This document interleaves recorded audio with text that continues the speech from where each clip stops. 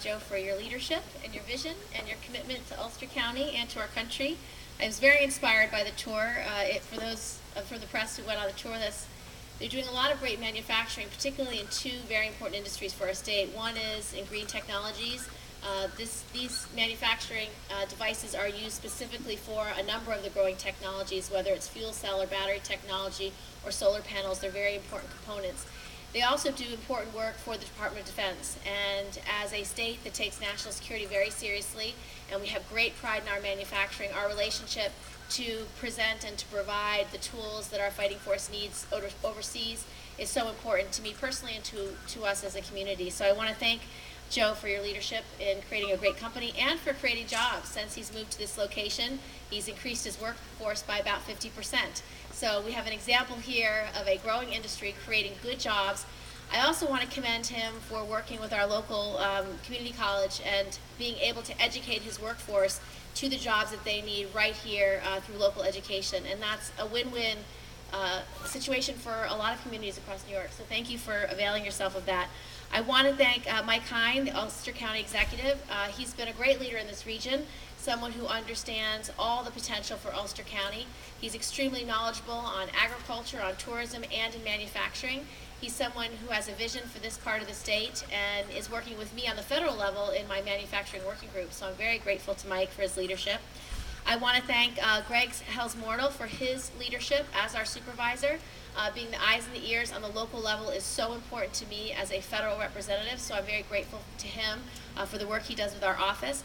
And last but definitely not least is Congressman Maurice Hinchey, who has been not only a champion and a stalwart for this region of the state, but someone who really brings people together. And in a place like Washington where it is absolutely broken, he is the kind of person who can bring people together across party lines to get things done. And that's such a rare ability.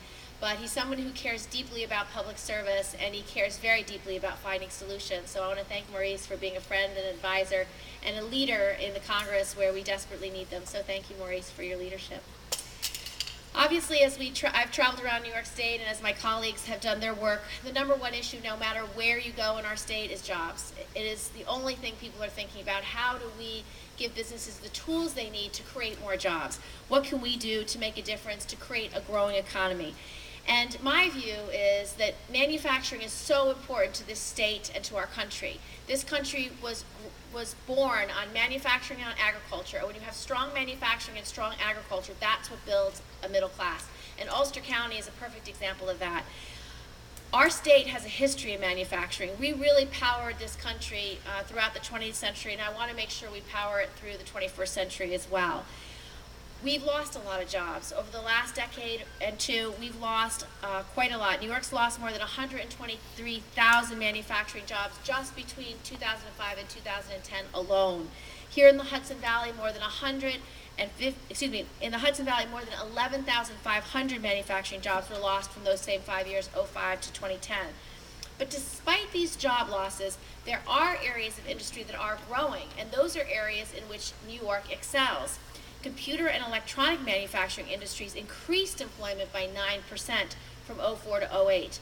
Of the 250,000 computer and electronic manufacturing jobs in upstate New York, 44% are in the most advanced technology areas.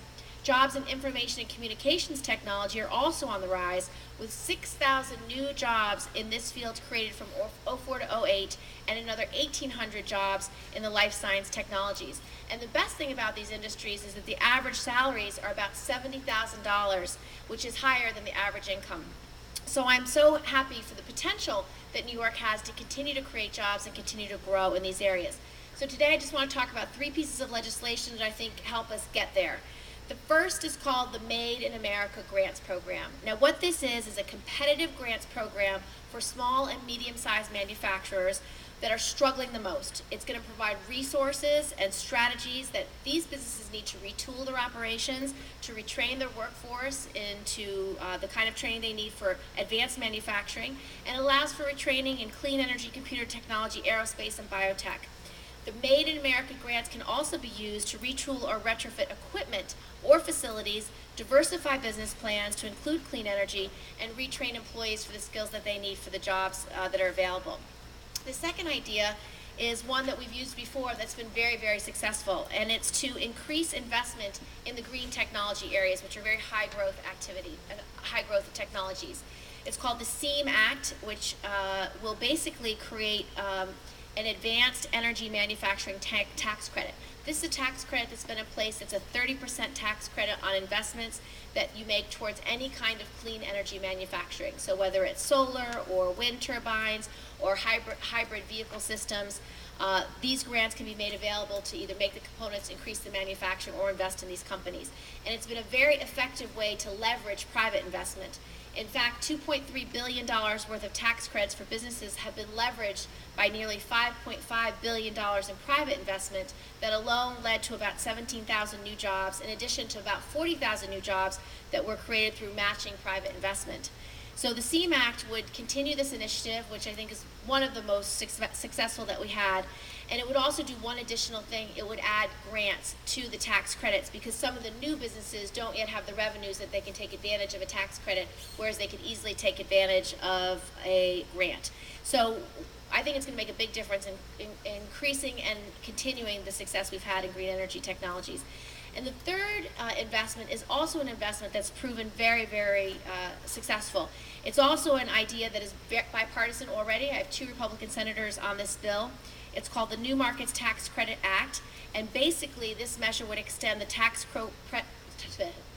credit program that's a 39% tax credit that allows for community development entities to leverage additional private investment into local business areas that need it the most. So these are the high-risk areas that have the highest unemployment to get direct investment.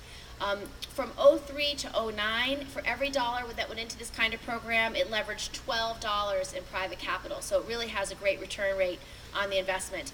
The New Markets program also generated about $50 billion in financing to businesses in some of the most economically distressed communities. And in New York, 155 businesses benefited from over $1.4 billion in new market tax credits. So the issue with this tax credit has been that since 2007, we've had to approve of it year after year. And that's not what a business wants to hear. A business wants to know that a tax credit either has a long-term horizon or is permanent, because they don't want to have to reassess their business plan every year to see whether they're going to get this tax credit. So my proposal will be a long-term extension so that we can have real long-term plans of investment into these kinds of businesses. So I know that with New York taking the lead, we will see Made in America again, and we'll see New York making the lead in making good products here. Thank you.